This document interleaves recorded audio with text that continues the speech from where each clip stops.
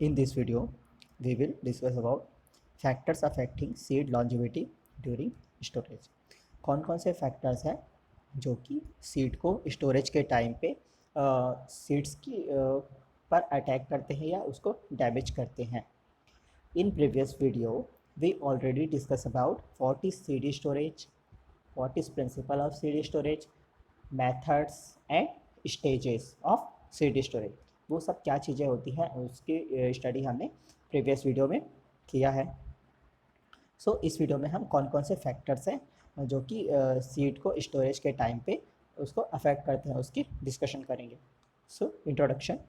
Seed storage is the maintenance of high seed germination and vigor from harvest until planting.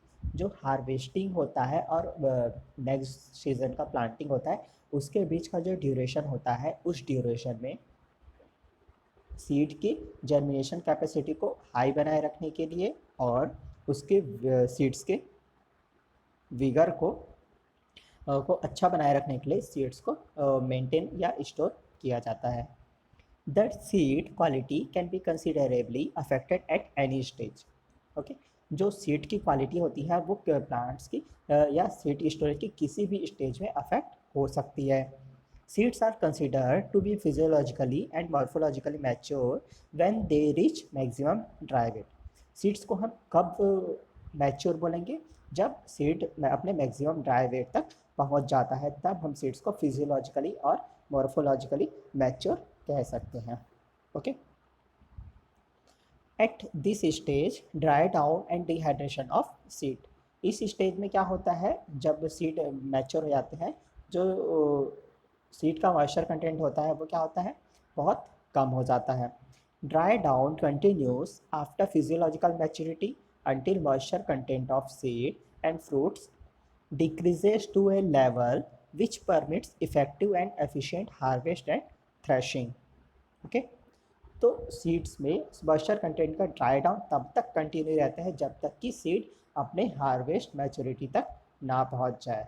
मतलब physiological maturity से harvest maturity तक पहुंचने के लिए seeds में मॉइस्चर कंटेंट का ड्राई डाउन की प्रोसेस चलती रहती है. This stage can be termed as harvest maturity, right? Next, there is usually an interval of time between physiological maturity and harvestable maturity, and this intervals represents the first segment on the storage period. Okay, जब मैंने previous video में stages of seed storage की बात की है तो जो सबसे पहला सेगमेंट होता है वो यही होता है प्री मैच्योरिटी. ठीक है, सेगमेंट. ओके, तो उसमें क्या होता है? जो फिजियोलॉजिकल मैच्योरिटी और हार्वेस्ट मैच्योरिटी के बीच में कभी कभी हमको सीड को स्टोर करना पड़ता है जिसमें कि मॉइस्चर कंटेंट ज़्यादा होता है. उसमें क्या होता है? सीड्स में फिजियोलॉजिकल मैच्योरिटी के बाद भी उनका मॉइस्चर कंटेंट की ड्राई डाउन की प्रोसेस कंटिन्यू रहती है और हार्वेस्ट मैच्योरिटी तक कंटिन्यू होती रहती है. Right? Any delay in harvesting the seed after they reach harvest maturity prolongs the first segment stage of seed storage period, often to the determinant of seed quality. Okay, so कौन कौन से factors हैं जो कि affect करते हैं seed की longevity को ड्यूरिंग स्टोरेज? सीड की दीर्घायु अवस्था को, मतलब स्टोरेज करने की क्षमता को कौन कौन से फैक्टर अफेक्ट करते हैं? Many factors which affect the seed longevity during seed storage. They are अगर देखा जाए कौन कौन से फैक्टर्स हैं तो हम उनको दो कैटेगरीज में बांट सकते हैं, genetic factor and environmental factor. Genetic factor में आप क्या सकते हैं कि विच काइंड ऑफ सीड किस प्रकार का है, उसकी उत्पत्ति कहाँ से हुई है उसका अफेक्ट पड़ सकता है, उसके वेदर का अफेक्ट हो सकता है, सीड की इनिशियल क्वालिटी, सीड का कैसा स्ट्रक्चर है और सीड की मैच्योरिटी. ओके, तो ये उसके सीड के जेनेटिक फैक्टर्स होते हैं जो कि सीड के लॉन्जिविटी को अफेक्ट करते हैं. और एक होता है एनवायरमेंटल फैक्टर जिसकी moisture content, relative humidity during storage, temperature, oxygen supply and activity of organisms. Activity of organisms में आ जाएगा आपका इंसेक्ट पेस्ट, जो भी फंगस हैं, बैक्टीरिया हैं, या और नॉन इंसेक्ट पेस्ट जो है किस किस तरीके से सीड्स को अफेक्ट करते हैं। So first, kind of seed या variety of seed. Seed storability is considerably influenced by the kind of variety of seed.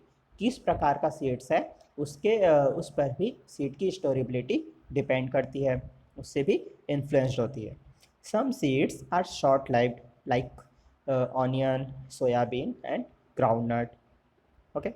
As a general rule, starchy seed can be stored considerably for a longer period compared to proteinaceous or oily seeds because of their hygroscopic nature. सबसे पहले तो ये पता है कि seeds का nature hygroscopic होता है। ओके, तो जो स्टार्ची सीड होते हैं उसको हम लॉन्गर पीरियड के लिए स्टोर करके रख सकते हैं as compare to proteinaceous seed या ऑयली सीड्स। जो ऑयल सीड्स होते हैं उनको हम कम ड्यूरेशन के लिए रख सकते हैं। ठीक है, क्यों? क्योंकि जो ऑयली सीड्स या प्रोटीनेशियस सीड होता है उसका नेचर क्या होता है, ज़्यादा हाइग्रोस्कोपिक नेचर होता है, मतलब वो एटमॉस्फेयर से ज़्यादा मॉइस्चर को एब्जॉर्ब करते हैं, जिससे कि क्या होगा, सीड में मॉइस्चर कंटेंट बढ़ेगा और उसमें अदर फैक्टर्स का अटैक होने लगता है और सीड की जर्मिनेबिलिटी और विगर वायबिलिटी लूज हो जाती है।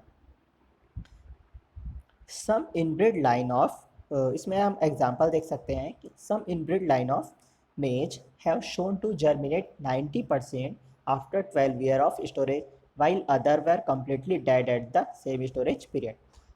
मेज में एक एग्जांपल है कि कुछ मेज के इनब्रिड लाइन जो होते हैं उसको 90% जर्मिनेशन होता है आफ्टर 12 ईयर, मतलब 12 साल के बाद भी। लेकिन मेज के ही कुछ इनब्रिड लाइन ऐसे होते हैं जिनको अगर 12 ईयर के लिए हम स्टोर करके रखते हैं तो उसकी वायबिलिटी ख़राब हो जाती है।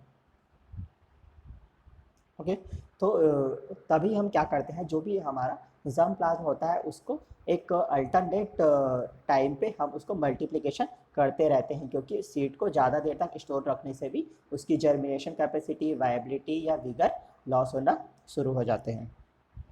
नेक्स्ट, इफेक्ट ऑफ प्रोवेनेंस मीन्स उत्पत्ति स्थान, कि सीड का किस प्लेस में उसकी ओरिजिन हुई है, किस प्लेस में प्रोड्यूस हुआ है, उस बेसिस पे भी वो एक फैक्टर्स कंसिडर होता है कि सीड के स्टोरेज के टाइम पे वो कैसे अफेक्ट करेगा। The seeds harvested in different climates at different times show differences in viability. Okay, तो जो सीड्स डिफरेंट क्लाइमेट्स में होते हैं या डिफरेंट टाइम्स में होते हैं वो भी डिफरेंसेस शो करते हैं सीड वायबिलिटी, जर्मिनेशन और विगर में सेम क्रॉप के होने के बावजूद, because they would have been subjected to different pre-harvest conditions which will have caused different amount of deterioration by the time and the seed are harvested। Okay, क्यों होते हैं? क्योंकि उसमें उनकी प्री हार्वेस्ट कंडीशन उनकी डिफरेंट होती है, इसलिए उसकी स्टोरेज की स्टोरेबिलिटी कम होती है या स्टोरेज की एबिलिटी या स्टोरेज पीरियड उनका कम या ज़्यादा होता है, मतलब डिफरेंसेस होते हैं। For example, seeds produced at Raichur can be stored longer period as compare to seeds produce at Chikmagalur या मैंगलोर। जो मंगलूर में सीड्स प्रोड्यूस होते हैं उनको, उनके कंपैरिजन में हम जो रायचूर में सीड्स होते हैं उनको लॉन्गर पीरियड के लिए हम स्टोर कर सकते हैं। This is due to different climatic condition and soil type prevailing in different places, क्योंकि जो डिफरेंट प्लेसेस होते हैं वहाँ पर डिफरेंट क्लाइमेटिक कंडीशन होती है और सॉइल की कंडीशन भी डिफरेंट होती है। Next, effect of weather. Fluctuating temperature during seed formation and maturity will affect seed storage. Pre harvest rain may also affect the viability.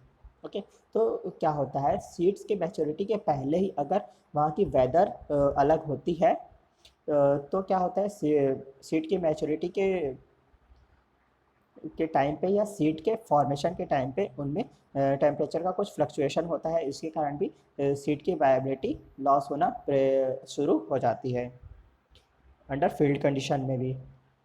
ठीक है, तो जब अंडर फील्ड कंडीशन में ये प्रॉब्लम शो होती है वेदर की, तो उस वहाँ के जो सीड्स होते हैं वो क्या होते हैं, कम वायबल होते हैं और उसके स्टोरेज की क्षमता बहुत कम होती है।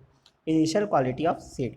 Seed lots having plumpy, vigorous, undamaged seeds store longer than that have been broken cracked seed। जो cracked या broken seed होते हैं उसके कंपेरिजन में प्लम्पी या विग्रस सीड या अनडैमेज सीड होते हैं उनको ज़्यादा समय तक स्टोर किया जा सकता है।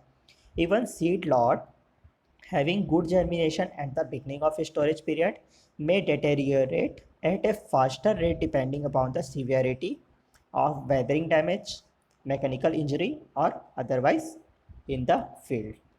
ओके तो जैसे कि कोई सीड्स क्या होता है डैमेज्ड होता है या क्रैक होता है ब्रोकन होता है, उसकी जर्मिनेशन कैपेसिटी तो अच्छी होती है स्टोरेज के इनिशियल टाइम पे, लेकिन जैसे जैसा समय जाता है तो उस टाइम पर जो ब्रोकन सीड या क्रैक्ड सीड या डैमेज सीड होते हैं उनकी स्टोरेबिलिटी कम होती जाती है। Even at best storage condition, the initial quality of seed cannot be improved except for the dormant seed, but can only be maintained।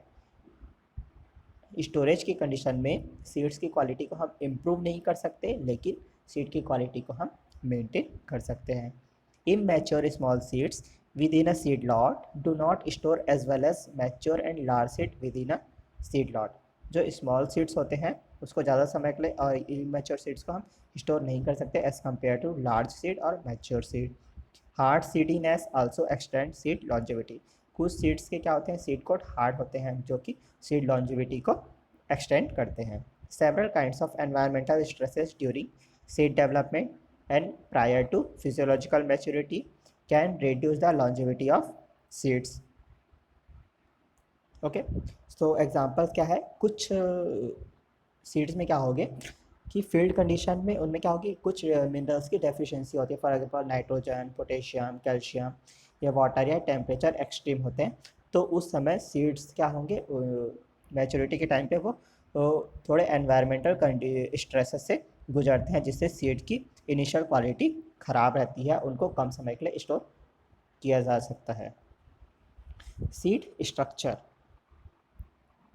तो सीड के स्ट्रक्चर कैसे अफेक्ट करता है देखो, during processing elongated and irregular shaped seed are more vulnerable to damage than seed shape with circular and small seeded।